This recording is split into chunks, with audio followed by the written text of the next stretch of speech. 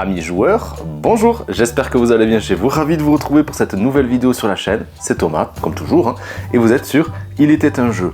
Avec pas mal de retard, j'ai beaucoup joué, mais surtout il n'a pas fait très beau, et donc dans cette pièce ici, moi c'est une véranda, et ça résonne quand même pas mal entre le vent et la pluie, maintenant il fait un petit peu beau, donc ça y est, je peux reprendre les vidéos, et on rattrape un petit peu notre retard, et bien avec le top 3, mon top 3 du mois de mars, mais pas seulement, parce que je vous ai proposé aussi sur les réseaux, sur Instagram notamment, et bien de me partager votre top 3, en place de numéro 1, de numéro 2, de numéro 3, et j'ai comptabilisé des points, j'ai accumulé un petit peu tout ça, pour faire aussi votre top 3 du mois de mars, et c'est quelque chose que je vais réitérer au fur et à mesure des mois pour vous donner aussi la parole. Donc on découvre le mien, on va découvrir le vôtre, je vous laisse vous installer comme moi confortablement, allez me chercher un petit peu à boire aussi pour m'accompagner. C'est parti, let's go!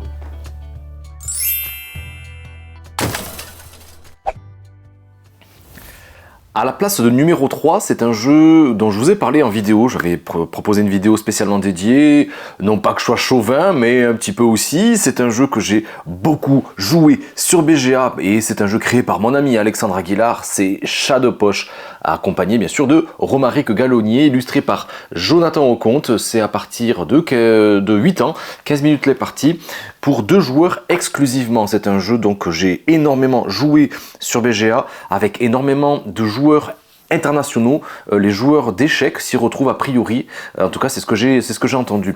C'est un jeu donc pour 2 joueurs, c'est un jeu qui est très simple dans son gameplay et qui va mêler un petit peu quand même de hasard, mais aussi un petit sens tactique.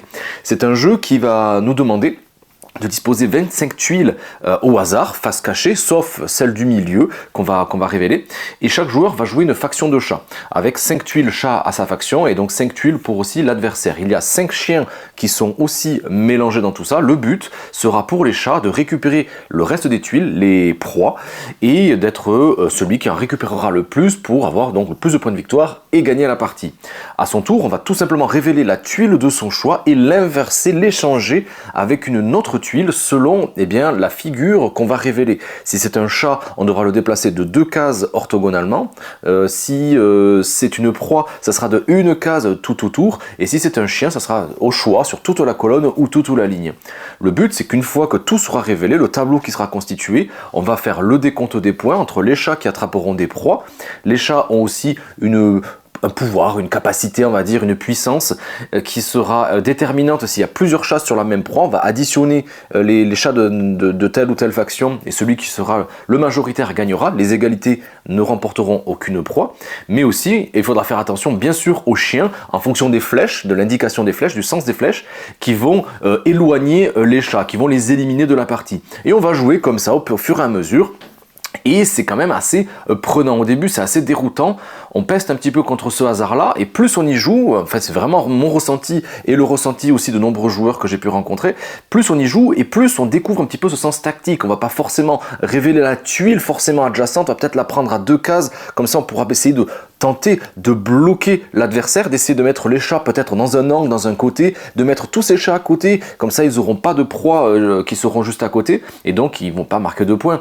C'est un jeu qui demande de la réflexion, d'autant plus que si vous jouez en one shot comme ça, il n'y aura pas de pouvoir, mais il y a plusieurs factions dans la boîte. Il y en a même une qui sera bonus pour la première édition il y en a 6, voilà, plus une bande de chats, c'est marqué juste là.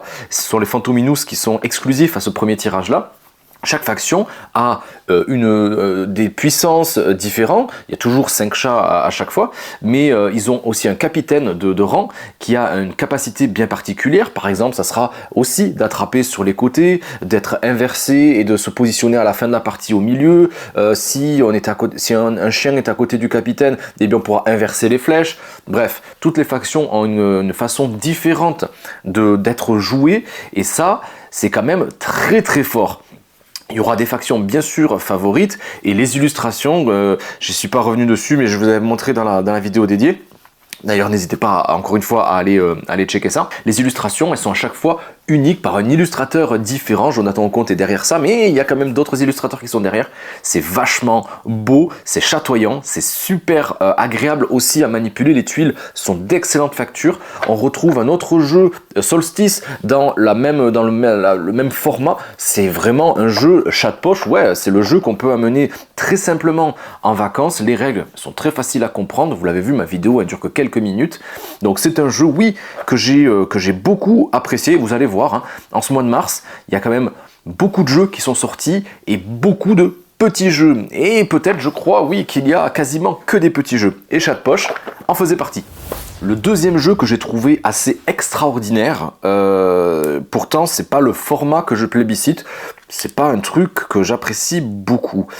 Sans plus de suspense, c'est un jeu de la gamme Microgame de chez Matago, c'est Le Roi des Ribauds.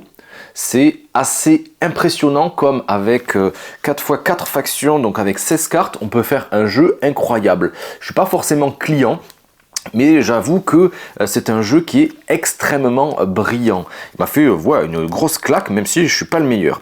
Le Roi des Ribauds, c'est un jeu exclusivement en duel, à partir de 10 ans, 10 minutes les parties, parfois 30 secondes, mais qui appelle vraiment à d'autres parties.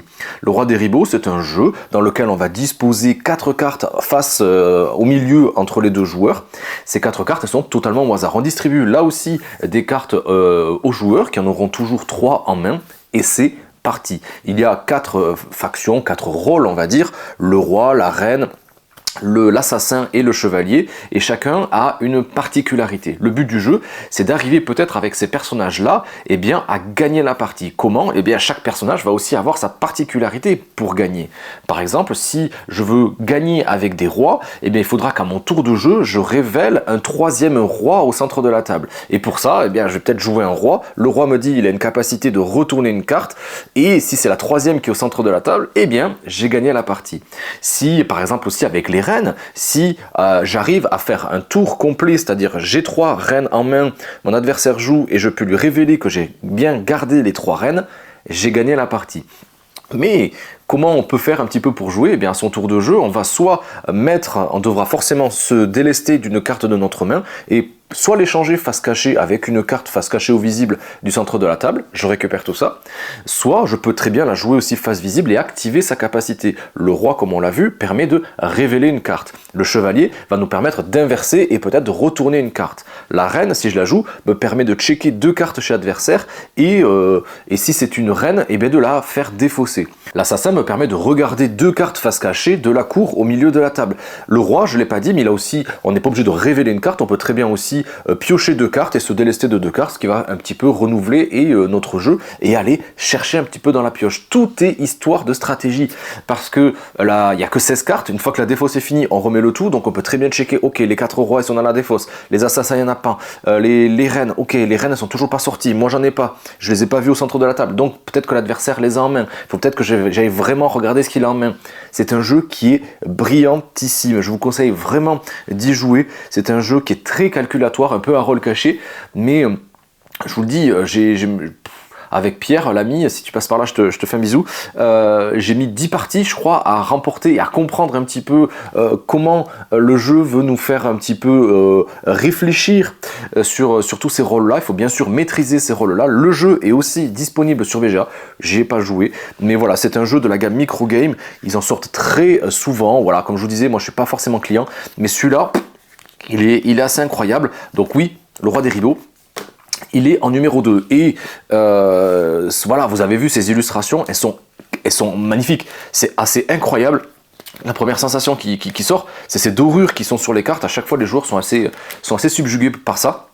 Un jeu beau, un jeu bon, un jeu extrêmement tactique. Il est faussement simple ce jeu, c'est pas pour tout le monde, donc testez-le, vous m'en direz tant, et ouais, je peux que vous recommander vraiment, voilà, de l'emporter avec vous, ça aussi. C'est un autre petit jeu de poche, Le Roi des Ribauds, numéro 2. Et en place de numéro 1, c'est un jeu qui a fait sensation à Cannes. C'est un jeu là aussi. Je vous ai proposé une petite vidéo dédiée tellement j'ai apprécié ce jeu. Je voulais vous partager un petit peu mon ressenti et ces magnifiques illustrations de Noémie Chevalier. C'est Courtisan, un jeu de Romaric Gallonnier et Anthony Perron, illustré par Noémie Chevalier, comme je l'ai dit, et édité chez Catch Up Games. Je ne vais pas vous en dire plus, hein, je vous laisserai cliquer pour connaître les règles précises. C'est un jeu, j'ai encore joué là il y a quelques jours avec mon ami Clément. C'est un jeu qui se joue de 2 à 5 si je me souviens bien. Je trouve finalement, contrairement à ce que j'avais dit, eh bien, que toutes les configurations se valent. C'est à partir de 8 ans pour 20 minutes les parties environ. Toutes les configurations se valent. À 2 joueurs, c'est déjà très très bien. On va enlever un certain nombre de cartes. Regardez-moi ces cartes, elles sont waouh. Ça fait une espèce d'aspect BD et en même temps les dorures sont vraiment incroyables. Chaque rôle des cartes, que ce soit là aussi les rois, les assassins, tout ça, ils ont chacun. Les illustrations vont aussi interchanger en fonction du rôle que les cartes comporte et ça c'est assez joli pour le faire remarquer. C'est un jeu qui demande dans le gameplay qui est extrêmement simple. J'ai 3 cartes en main, ces 3 cartes je vais devoir les disposer soit à la cour, soit à un adversaire, soit à moi. Ces 3 cartes, il y en a une pour moi, une pour l'adversaire et une pour la cour, soit dans la partie lumière, soit dans la partie disgrâce. Et on va essayer comme ça de constituer des familles. À la fin de la partie, eh bien, je vais regarder le nombre de cartes que j'ai dans chaque famille et regarder si la majorité à la cour est dans la lumière ou dans la disgrâce vis-à-vis de telle famille. Si c'est dans la lumière, eh bien, tous mes points seront positifs. Si c'est dans la disgrâce, les points seront négatifs. S'il y a des égalités, c'est nul, c'est annulé, il y aura 0 point, même si j'avais beaucoup de cartes. Il y a des cartes qui vaut x2, il y a des cartes boucliers qu'on ne pourra pas éliminer, il y a des cartes assassins, comme je vous ai dit, on pourra éliminer les cartes chez un adversaire dans la cour ou même pour soi-même, des cartes qui nous feraient défaut au cas où on marquerait des points négatifs.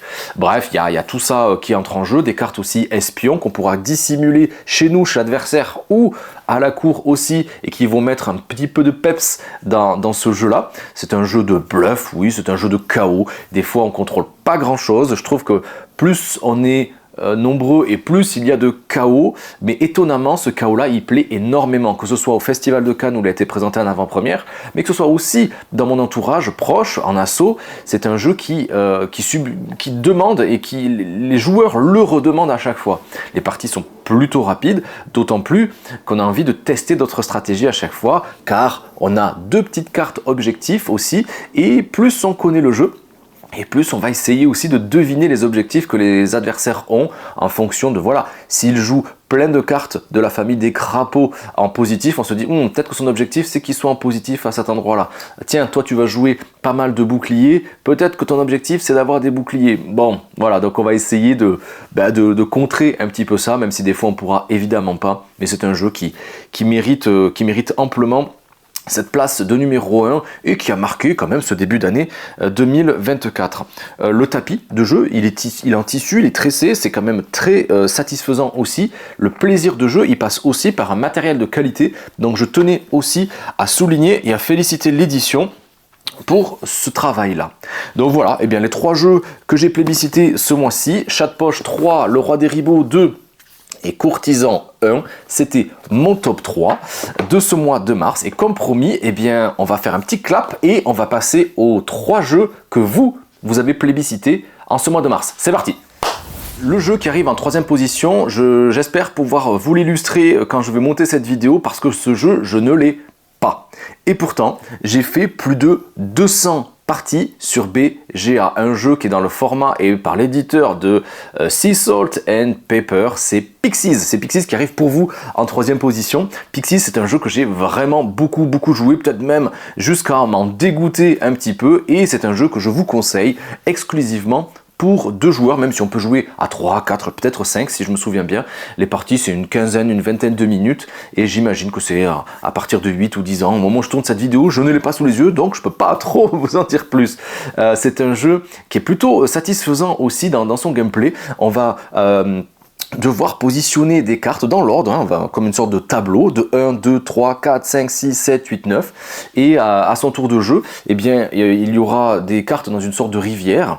En fonction du nombre de joueurs, la rivière sera plus ou moins importante, mais à 2, on va y revenir, je trouve ça beaucoup plus intéressant. Et je prends une carte pour le chiffre, la famille, la couleur, hein, ça représente les saisons, il y a du rouge, du vert, du bleu et du jaune. Vert, jaune, bleu, rouge, chaque carte a une saison, vous aurez compris, et je vais devoir la disposer initialement sur sa place de prédilection. Si je prends un 5, je devrais la mettre au milieu, le 5 est au milieu de mon carré de 9. Et ensuite, si je récupère pendant la partie en cours un autre 5, j'aurai le choix de mettre cette carte 5 soit par-dessus, qui va la recouvrir, soit par-dessous, et donc la première carte que j'avais posée, ce sera celle-là qui me permettra de scorer. Et ça me donnera surtout la possibilité de scorer pour le chiffre qu'il avait inscrit dessus, donc 5 points. Sur les cartes, il y a des petits points de victoire immédiats en plus. Il y a aussi des croix qui me feront des points négatifs en fin de partie. Et il y a un système aussi de zones qu'on devra respecter en mettant des cartes adjacentes de la même famille, de la même couleur, de la même saison, pour rester thématique. Et puis, une fois qu'un joueur aura complété l'ensemble de son tableau, la partie prend fin. On compte un petit peu tout ça en fonction donc des chiffres qui auront été superposés, des points de victoire immédiats, des points de défaite immédiats aussi, et la zone, les nombres de cartes adjacents en fonction de la manche en cours. En fonction de la manche, il y a 3 manches à jouer, et bien les scores de zone sont de plus en plus importants. Et c'est ça aussi qui faisait débat dans ce jeu. Pourquoi de faire en sorte qu'il y ait comme ça une montée un petit peu en puissance dans ce scoring-là. Ça n'avait pas trop thématiquement ni mécaniquement, ça n'avait pas trop d'intérêt. Surtout qu'en général, si vous faites un score extrêmement fort au début, la deuxième et la troisième manche, ce sont que des formalités en général. C'est un jeu avec un sens tactique, je trouve, surtout à 2 joueurs, parce que la rivière, elle ne sera pas constituée que d'une seule carte pour chacun des joueurs, comme à 3, 4 et 5, je crois. Il y aura 2 cartes par joueur, donc chacun son tour, on va jouer, et donc on sait très bien les cartes qu'on va aussi laisser à l'adversaire. Et donc on va peut-être forcer l'adversaire à faire non pas un choix par envie, mais un choix par défaut, et lui laisser des cartes toutes pourries aussi, qui vont lui pourrir son jeu, lui faire accumuler des scores négatifs, des points de victoire immédiats négatifs. Voilà, je le trouve vraiment plus savoureux à 2. C'est un jeu que j'ai vraiment poncé, je pense, sur BGA. Donc moi aussi, c'est un jeu que j'aurais pu mettre dans mon top 3. Donc je vous suis sur ce coup-là. En deuxième position, c'est un jeu que j'ai mis du temps à avoir parce qu'il a été en rupture de stock très rapidement et pourtant j'avais joué avec quelques copains. C'est Captain Flip que vous avez mis en deuxième position. Captain Flip, un jeu de la nouvelle édition Playpunk de 2 à 5 joueurs, 8 ans et plus, 20 minutes les parties. Un jeu de pose de tuiles dans une thématique pirate dans lequel on va essayer de faire un maximum de points. Dans un pochon, on récupère des tuiles et cette tuile, on la garde pour la phase qu'on a révélée premièrement, mais on peut très bien aussi prendre le risque de la retourner et on devra respecter forcément cette face-là et la positionner dans une des colonnes en partant du bas vers le haut de notre bateau. En fonction des figures, on marquera des points, il y aura des combinaisons, il y aura des choses classiques, des collections, mais il y a aussi une sorte de prise de risque, de stop ou encore, on pourrait dire aussi, car je crois que c'est les canonniers, j'ai pas rejoué depuis un moment. Mais si on en accumule trop, on perd totalement la manche, on ne comptera même pas les points. Ce qui est super sympa, c'est aussi que les plateaux, il y en a plusieurs, donc c'est vrai qu'ils disent 20 minutes, honnêtement, vous pourrez rester en famille là-dessus pendant 1 heure. L'édition, impeccable, même si le pochon, il est plutôt petit, je trouve, pour les tuiles qui sont à jouer. On a du mal vraiment à brasser un petit peu ça. Mais sinon, c'est le jeu familial par excellence pour un premier jeu, quand on voit qui est derrière. Là aussi, c'est Jonathan Compte qu'on avait vu dans Chat Poche. Mais quand on voit qui est derrière l'édition et comment ils ont un petit peu édité ça, créé ça, ça force le respect, bien sûr, c'est une évidence ce jeu. On se dit, mais oui, ça existe, c'est déjà vu, mais finalement, c'est très plaisant à jouer, donc ouais, je comprends qu'il était dans votre top et vous avez été énormément à le plébisciter, il est arrivé en deuxième position, donc bravo à Captain Flip. Et le jeu qui est arrivé en tête, qui a plébiscité la quasi-intégralité de vos suffrages, c'est à nouveau Courtisan, je vais pas y revenir dessus, voilà, c'est Courtisan qui arrivait en tête et de loin. Pour vous dire une idée, j'ai compté un petit peu les points.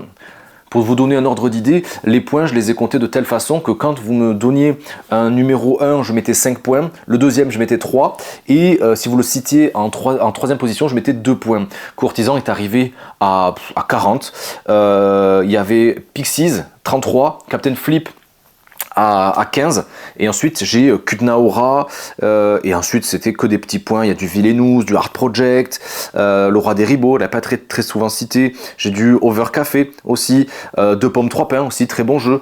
Voilà, il y a plein de jeux qui sont sortis, donc Courtisan c'était votre numéro 1, tout comme moi, donc je pense que vous, fidèles de la chaîne et qui me suivez aussi sur Instagram, on a à peu près les mêmes goûts.